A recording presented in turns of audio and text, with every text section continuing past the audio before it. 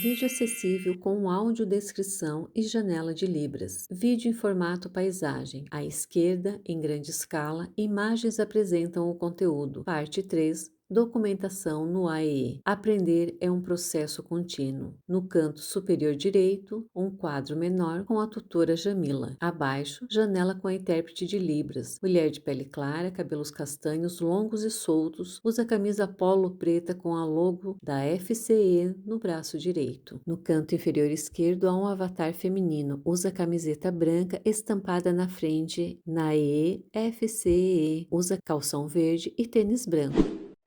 Agora nós vamos para a parte 2, tá?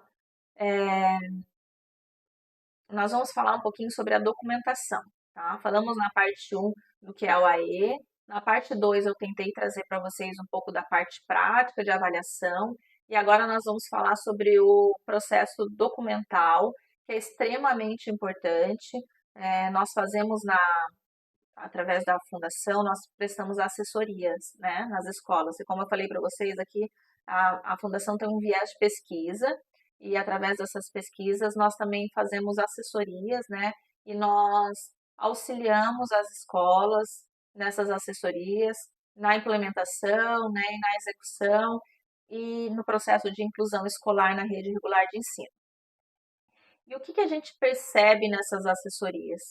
Que tem uma grande fragilidade na guarda documental dos documentos do estudante. E essa fragilidade, ela impacta muito no processo desse estudante ao longo de ano. E não no processo de avanço, mas no processo, no retrocesso. Né? Por quê? Como a gente tem a maioria das contratações, tanto dos segundos professores, como do professor do AE, elas ainda são no formato de ACT, né? São do contrato temporário. E aí tem uma troca, né? Esses professores trocam com frequência, anualmente, ao final dos contratos, atualmente a cada 2 anos. E o que acontece? Esses documentos eles são perdidos nessa troca. E aí o estudante fica sem esse histórico. O professor muitas vezes guarda para si, faz um caderno pessoal e leva e aí perde todo aquele histórico do estudante. E aí essa documentação que a gente poderia ter acesso quando o outro professor recebe esse estudante, e aí poderia poupar muitas vezes a avaliação, entrevista, ela precisa ser feita novamente, porque os dados se atualizam e, é claro, né, a situação fática do estudante também muda. Né? Ele já não é mais o mesmo estudante do ano passado. Mas a gente vai poupar, eu já sei o que aconteceu, eu já sei aonde ele estava e para onde ele foi. E aí eu poupo, quando eu me poupo desse retrabalho, se eu tenho acesso, né? Então eu consigo avançar com mais rapidez. E aí a gente andando, né, conhecendo as escolas, a gente vê que esse processo não é feito.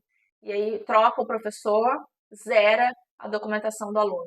E aí esse professor chega, ele tem que saber até as preferências, se o estudante gosta de algo, se ele não gosta, se ele tem sensibilidade ao ruído, se ele tem sensibilidade ao excesso de luz, se ele tem preferência por jogo de futebol, se ele tem alguma questão alimentar, restrição alimentar. Então, zera todo esse processo e aí atrasa o atendimento no AE. A segunda coisa que eu posso falar que tem várias coisas, tudo é importante no AE, né? Mas, assim, a leitura das diretrizes sumária, é super importante, primordial. A segunda coisa é a avaliação. E aí a terceira é a construção de um bom PDI. Para um professor ter uma boa prática, e aí uma prática organizada, uma prática estruturada dentro do AE, ele precisa de um PDI. Imaginem o PDI, eu vou dar um exemplo. Imaginem construir uma casa, vocês compram um terreno. E aí vocês compram um terreno e aí é para construir uma casa. Eu compro o terreno, e aí eu vou no material de construção, faço toda a compra e depois eu volto e aí faço o projeto.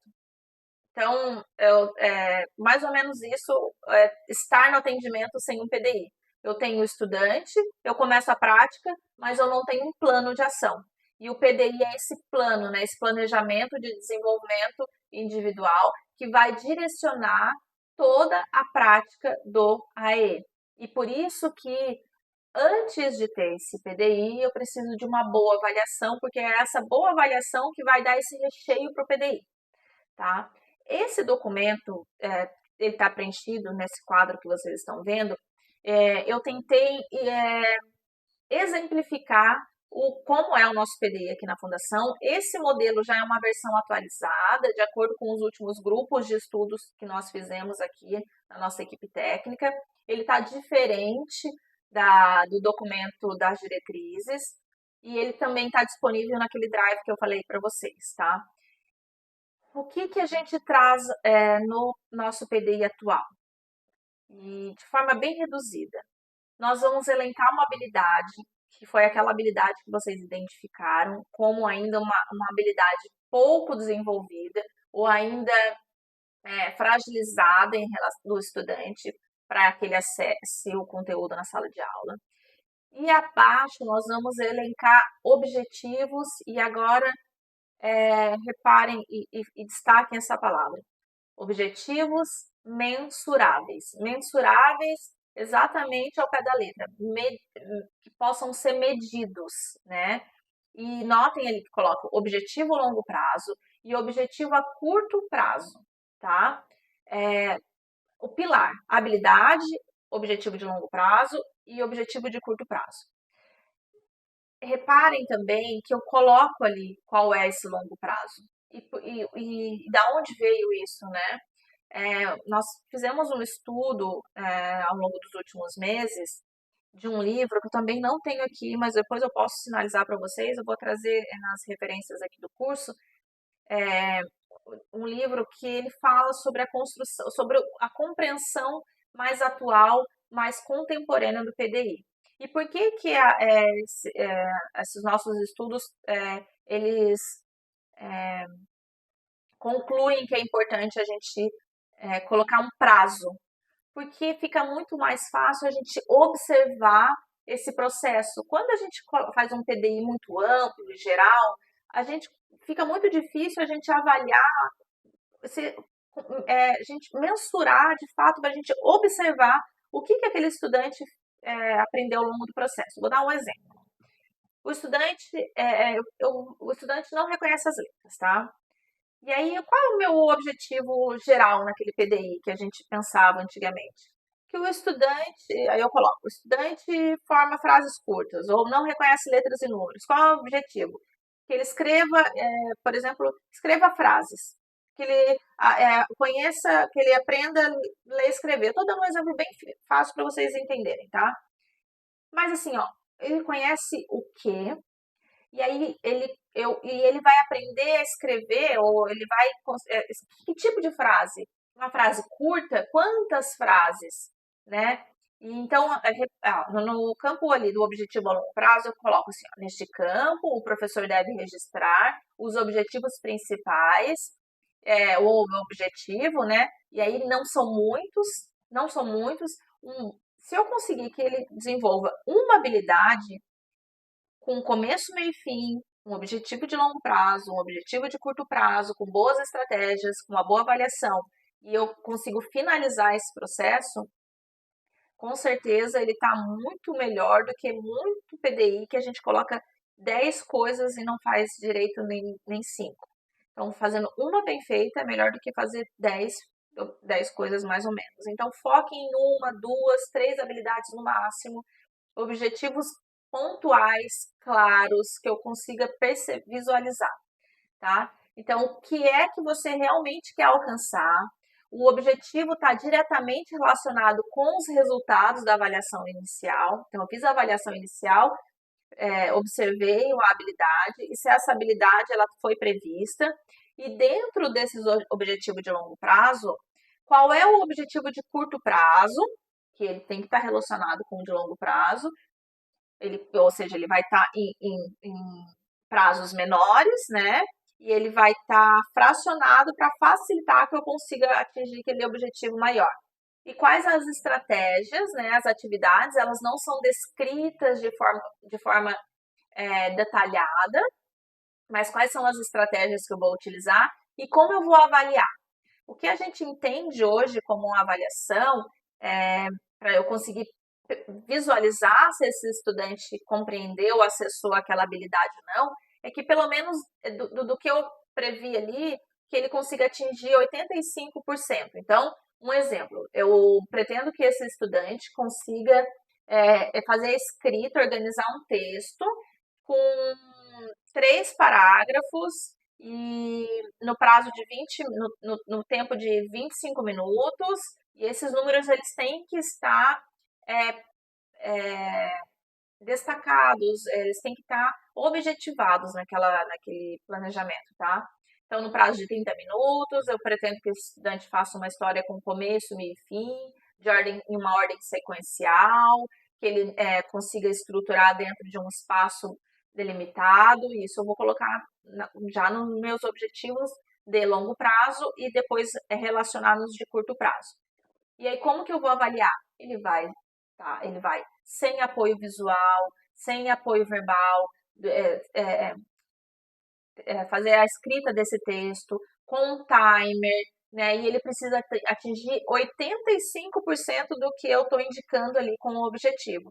Quando ele atinge 85%, mais ou menos, aí eu já considero que ele pode avançar para a próxima habilidade. Claro que eu vou fazer depois atividades de manutenção, mas ela não vai ser o foco, mais como uma habilidade do PDI. E aqui eu trago um modelo de PDI pronto para vocês, tá? Esse é um modelo real que nós temos aqui na fundação. E aí eu já trago, em vez das orientações indicadas, eu já trago os exemplos. Então, o objetivo desse PDI, uma habilidade, foi previsto o desenvolvimento da memória de trabalho de curto prazo. Quais são os objetivos de longo prazo? Número 1 e 2. Tem 2 objetivos de longo prazo dentro dessa habilidade. O número 1 está escrito como resolver uma lista com 12 problemas matemáticos, com operações básicas, utilizando o cálculo, sem apoio verbal, em 40 minutos no prazo de 3 meses. Então, reparem, daqui 3 meses, espera-se que essa estudante ela consiga realizar 12 problemas de matemática com operações básicas dentro de 40 minutos, sem apoio verbal. Então, ou seja, na prática, ela vai receber uma lista com 12 problemas e ela vai ter 40 minutos para realizar sem levantar da cadeira, sem questionar o professor, de forma autônoma, e entregar esse problema para o professor, tá? Na volta. Então, é isso que se espera para esse objetivo. Depois que foi feito o objetivo de longo prazo, eu vou estabelecer dentro do de longo prazo objetivos menores, mas voltados ao de longo prazo. Então, dentro dessa perspectiva que ele tem que realizar esses 12 problemas, nós elencamos outros menores para que ele consiga fazer esse maior. Então, lá na tabela já do curto prazo, tem o número 1, tá? Relacionado com o de longo prazo, o número 1. Então, tá lá. Ele vai lembrar e repetir, sem apoio visual, a tabuada do 2, 3 e 5 no primeiro mês. Então, o objetivo maior é de 3 meses. E o menor, vocês reparem que ele está em tempo menor dentro desse tempo de 3 meses. Então, em uma ordem sequencial, ele vai elaborar habilidades para que daqui 3 meses ele consiga fazer os 12 problemas. Então, para realizar aqueles 12 problemas, primeiro ele vai precisar dos conceitos de matemática. Nesse caso, da tabuada. Então, tá lá, primeiro ele vai fazer o treino da tabuada do 2, 3 e 5. Depois, avançando no segundo mês, ele vai fazer a tabuada 5, 6 e 7. Depois, 7, 8 e 9.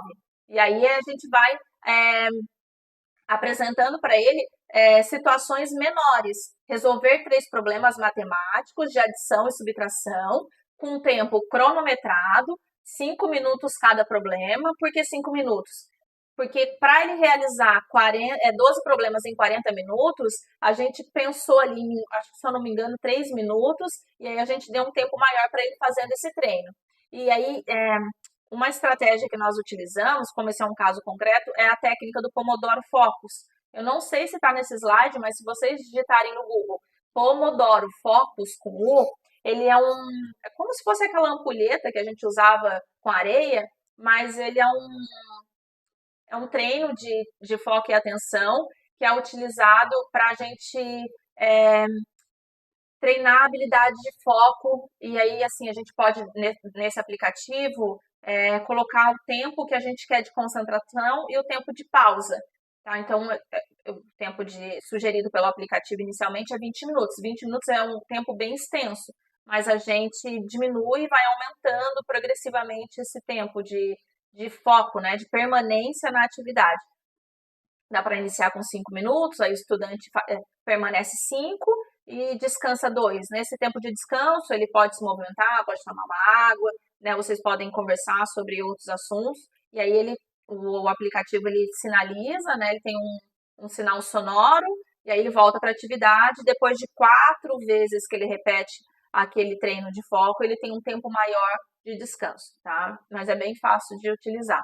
E aí, no objetivo número 2 de longo prazo, nós colocamos produzir um texto curto, de 10 a 15 frases ou 3 parágrafos, com começo, meio e fim. E do lado, na coluna direita, também é a mesma coisa relacionada ao objetivo de longo prazo. Para ele construir esse texto, ele vai precisar memorizar oralmente com uma sequência de 4 a 6 palavras-chave, e utilizá-las em frases simples e curtas sem apoio, porque essas frases simples, elas vão depois dar a possibilidade que esse estudante forme o texto maior, tá? E aí, da coluna do meio, que é a coluna onde está prevista a estratégia, nós elencamos o que eu posso utilizar como estratégia para que ele que ele atinja esses objetivos. Nos conceitos de matemática, a gente pode utilizar cartões de multiplicação, jogo de tabuada, jogo de baralho. E aí, como esse documento nosso é digital aqui na Fundação, tem ali os quadradinhos que a gente sinaliza quando a gente utilizou essa estratégia para que a gente não repita ou que a gente consiga visualizar também o que já foi feito. E na coluna final, que é a coluna da avaliação, o que eu vou fazer para observar e mensurar se esse objetivo foi atingido. No conceito de matemática, eu vou resolver uma lista, como já está previsto, de 12 problemas matemáticos, com operações básicas, utilizando o cálculo mental, sem apoio verbal, em 40 minutos. Né? E depois, para os conceitos de tabuada, eu posso fazer um quiz com rodadas da tabuada sem apoio, com aquela observação com aquela sugestão de 85% de acerto. Tá? Aqui eu tenho um modelo pronto de PDI, vou tentar mostrar para vocês. Vai sair um pouquinho aqui da tela, mas também, reparem que esse aqui é o nosso PDI. Esse aqui é o documento que nós utilizamos, tem os dados da estudante. E aqui, como ele é na prática, ó. Habilidade e memória de trabalho, é uma estudante com TDAH, objetivo de longo prazo, de curto prazo, as estratégias, como vai ser feita a avaliação. E nós temos 2 habilidades previstas para estudante. E a segunda habilidade é a atenção, seletiva e concentrada. É um estudante com TDAH que tem bastante dificuldade ainda em permanecer na atividade. Então, ó, repare que aqui, ó, nós trouxemos a técnica do Pomodoro, atividades adaptadas com etapas visuais, né, folhas com divisões por etapas, tempo marcado, jogo de resistência cognitiva, atividades com estratégia de autorregulação, aí nós sugerimos, podemos fazer aqui também já as orientações para a família, uso de abafadores, de timer, um ambiente de estudo em casa sem estímulo, fazer orientação para que a família também continue esse processo em casa. Então, e depois, embaixo, tem a continuação da avaliação. Esse é o nosso PDI, e aqui na Fundação nós não separamos esse documento em 2 partes. Esse é o PDI, e logo abaixo nós já deixamos um campo para fazer as anotações de como foram esses atendimentos. Eu trago nos slides seguintes, mas já vou aproveitar que o documento está aberto agora para mostrar para vocês. Ó. São anotações simples, sucintas, para que a gente consiga observar pontualmente o que o estudante atingiu ou não naquele atendimento. Então, a data do atendimento, o objetivo, ó, retornar ao atendimento, estreitar vínculo e o acolhimento, foi o primeiro dia. Então, esse atendimento ele foi individual, dupla, coletivo. Se foi coletivo, quem participou junto, quais as atividades realizadas naquele dia. Se o estudante, eu vou sinalizar aqui, se ele não realizou com apoio físico, com apoio gestual, apoio verbal, ou realizou com independência. E embaixo eu vou anotar aqui as observações. Se ele atingiu, se ele estava naquele dia mais disperso, menos, se ele demonstrou autonomia e interesse em manusear aquela atividade, se ele estruturou a atividade de forma funcional, se o objetivo foi atingido com mediação ou sem mediação, com apoio significativo, aumentado ou diminuído. Eu vou fazer uma anotação breve. E assim a gente vai indo ao longo do ano em um documento só para facilitar até a reelaboração desse PDI. O que a gente sugere de reavaliação e de prazo a longo prazo? 3 meses. Tá? Por isso, também esses 3 meses. E por que 3 meses? Porque é o tempo que os professores da rede regular de ensino costumam fazer as avaliações trimestrais. Então, para que os professores consigam trabalhar de forma conjunta, a gente também sugere esse mesmo prazo, para que quando o professor quando o professor precisar fazer avaliação em colaboração com os colegas do ensino regular, que esses objetivos possam ser pensados e reestruturados de forma conjunta, né? Até para fins de sistema do professor online, né? Do sistema que eles possam, como tem uma data para abrir, uma data para fechar, a gente sugere que seja feita de 3 em 3 meses, mas vocês podem acordar em um tempo diferente também na escola de vocês, sem problema nenhum. Bom, esse aqui então é o documento que eu mostrei para vocês anterior, fragmentado, é o registro do atendimento. Aqui novamente ele preenchido, aqui já de outra data e outro atendimento. O que eu quero mostrar para vocês é que esse registro diário ele não precisa ser muito extenso nem muito complexo. Tá? Vocês reparem ali que é uma frase um pouco maior, no máximo 2 parágrafos, para indicar só o que aconteceu no atendimento dentro do objetivo previsto para aquela sessão. Tá? Aqui é a evolução do estudante, que eu já mostrei para vocês lá no início, que são fatos importantes que acontecem com esse estudante para fins de documentação e segurança para vocês numa possível tomada de decisão. Aqui como acontece, né, na prática, eu trago esses documentos para vocês perceberem como a gente faz na prática mesmo, para vocês visualizarem que é possível, né? Então, ali, ó, a evolução do estudante, a gente data, né, data, e uma frase também bem curta, ó, realizado o estudo de caso da equipe, e quem registrou, né? Visita técnica na escola, quem foi na visita? A Jamila e a Luciana. E quem registrou? Jamila, eu. Depois, realizado o estudo de caso, a mãe entrou em contato por WhatsApp deixa eu ver, para informar como foi a visita na escola. Não estou conseguindo ler, mas enfim, tá? Nós registramos coisas pontuais e importantes. Aqui um modelo de relatório de assessoria, porque nós aqui na Fundação, nós realizamos essas assessorias nas escolas. Então, nós registramos, datamos e arquivamos como foi essas assessorias. Aqui o relatório final, né? Iniciamos no começo do ano letivo, lá em janeiro, fevereiro, e já chegamos em dezembro, novembro, no relatório final.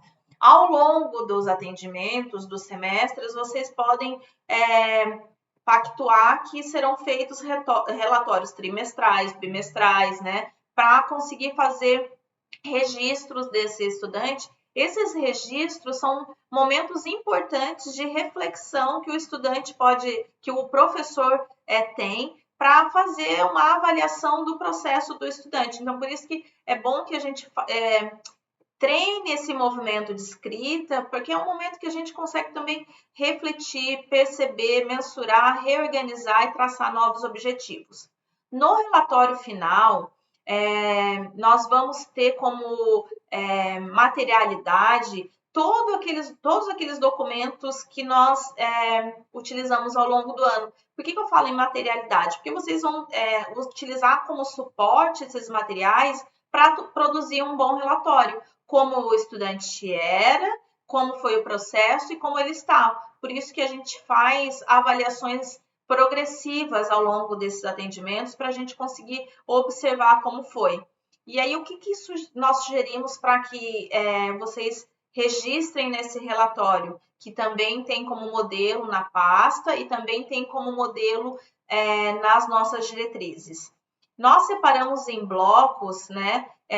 O primeiro bloco nós elencamos para identificar o que é o AE, porque esse documento também é entregue para a família. Então, de uma forma resumida, nós qualificamos o atendimento, depois falamos um pouquinho sobre a frequência, sobre se ele veio de forma pontual, quem costumava trazer, se ele foi assíduo ou não, se teve alguma intercorrência, os aspectos referentes ao comportamento. Tem uma sugestão lá na página 211 das diretrizes, sinalizei ali para vocês. Os aspectos referentes à aprendizagem, também tem sugestões na página 211 das diretrizes. E os encaminhamentos para o próximo ano, aqui era 2024, mas vocês vão atualizar. E na página das diretrizes também nós temos ali o que deve constar de forma norteadora, né? Então não se prendam, mas já é possível para vocês organizarem as ideias. Vocês podem descrever como que foi o processo de aprendizagem em relação à atenção, à memória, o simbolismo, a imaginação, a linguagem, né? E aspectos que estão sempre relacionados com os objetivos sumários que vocês estabeleceram no PDI. O termo de desligamento. Esse termo de desligamento ele é muito importante para que vocês formalizem o processo de oferta. E aí eu vou explicar por quê. Eu expliquei lá no início que a oferta do AE é obrigatória pelo poder público. E quando a família ela nega, né, esse serviço, é bom que vocês documentem, né? Então vocês podem fazer uma declaração de oferta e aí a família pode assinar que que por algum motivo que ela não precisa explicar, ela não quis, não aceitou a oferta do serviço. Como a oferta é obrigatória, a gente pode sofrer algum tipo de responsabilização caso a gente não ofereça. E para a gente comprovar que ofereceu, é bom que a gente documente, né? Então, a gente orienta para que as escolas sempre, quando foi feita a oferta, para que a escola documente de forma escrita que a família, por algum motivo, não quis receber o atendimento. O termo de desligamento tem o mesmo objetivo. Claro que ele é para outro fim, que é o desligamento, mas para a gente sinalizar que houve a oferta do serviço e para quê? Quando existe uma possibilidade, por exemplo, de reprovação daquele estudante, ou para que ele, por algum motivo, ele precise ou ir para outra escola, para que a gente tenha documentado que ele frequentou o AE e que ele deixou ou seja, que o Estado ofereceu, que nós, enquanto Estado, oferecemos os serviços necessários e previstos e que nós temos esse documento que foi feito, que foi realizado o atendimento. Então, tudo que vocês conseguirem ter como guarda de documento é importante para vocês ao longo do serviço. Então, por isso é muito importante, e eu vou retomar, agora já nós estamos finalizando, tá? Que vocês tenham essa pasta sempre arquivada no AE, nunca nas mãos, né? Nunca na guarda do professor de forma individualizada, mas sim compartilhada com vocês na escola. Eu trouxe para vocês como nós utilizamos, eu vou deixar rodando ali, é a tela do meu celular, mas esse é o nosso drive aqui do AE, tá? Como que nós fazemos a guarda documental aqui? Nós fazemos de forma física, ou seja, em papel impresso, e nós temos esses mesmos documentos de forma digital em uma nuvem. E como que é feito? Ele é feito de forma compartilhada, essa senha é compartilhada com a equipe, e nós separamos em pastas, nós dividimos essas pastas em cores, ali como da mesma forma que é feito nas diretrizes. Eu vou deixar o vídeo rodando, mas é para mostrar para vocês como que ele é dinâmico. Além da praticidade, ele possibilita que a gente consiga acessar de qualquer lugar. Então, se eu tenho a senha do Drive e eu estou fazendo uma assessoria no oeste do estado de Santa Catarina, eu consigo acessar esse documento, que por vezes eu posso não tê-lo de forma física, mas de forma remota, distante, online. Então, por isso que é bom que vocês pratiquem, né? Eu sei que muitas pessoas têm aversão ao digital, né? Ou uma certa resistência por algum motivo, às vezes com receio que esse documento pode sumir, né? A gente escuta muito, mas aí se sumir, mas o físico também pode sumir. Então, tem funcionado muito para nós, e da mesma forma que eu consigo acessar e editar, por exemplo, a minha supervisora, ela consegue observar, eu consigo de forma compartilhada interagir com um colega em um PDI, né? Ou um outro ator que esteja participando ali, um psicólogo, um pedagogo, um psicólogo, um TO, ele pode também participar da construção desses documentos de forma online, facilita muito até dar celeridade ao processo, tá? E aqui a forma física mais tradicional que a gente guarda, já mostrei para vocês, né? A gente imprime, a gente digitaliza, então a gente tenta manter das duas formas, mas tem funcionado muito para nós. Nós percebemos melhorias e avanços com o uso do Drive compartilhado, né? Nós conseguimos manter uma biblioteca de material, de estudos, né? Conseguimos organizar melhor o nosso trabalho aqui na Fundação nos drives online. Bom, por fim, esse é o anexo B. Eu vou encerrar, eu só vou explicar pontualmente o que ele é, mas é um documento muito voltado para a rede estadual, que não são todas as escolas e a rede privada também não utilizam. O anexo B é um documento administrativo que faz parte do processo de pedido e concessão do segundo professor de turma no estado de Santa Catarina.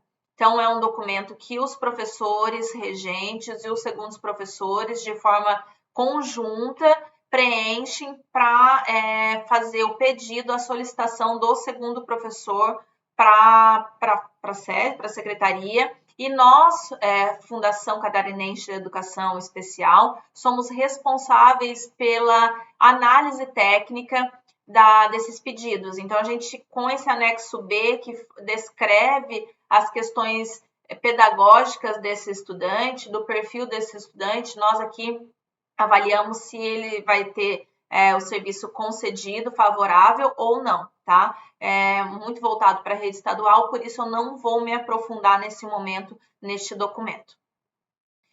E, por fim, encerro a nossa apresentação sobre o AE.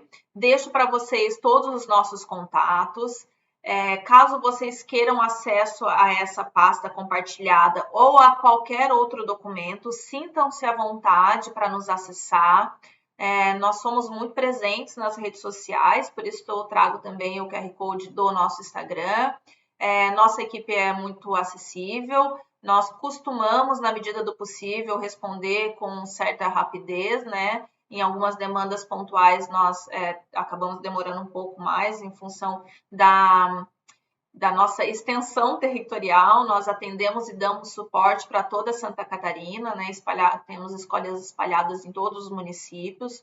Como eu falei, nós temos 35 mil estudantes hoje e a Fundação é responsável por todo esse processo de inclusão no Estado.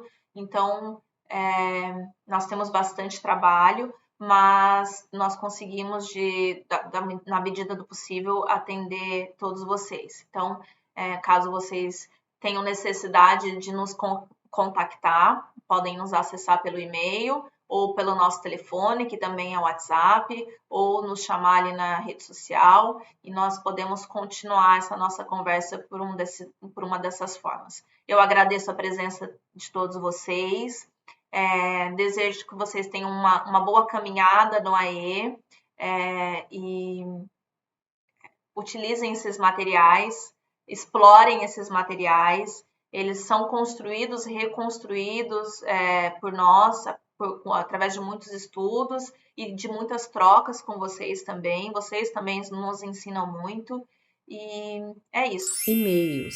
naee@fcee.sc.gov.br, naee@gmail.com, telefone 48 36 64 4985, Instagram naee_fcee. Audiodescrição CAP, Janela de Libras CAS, FCEE.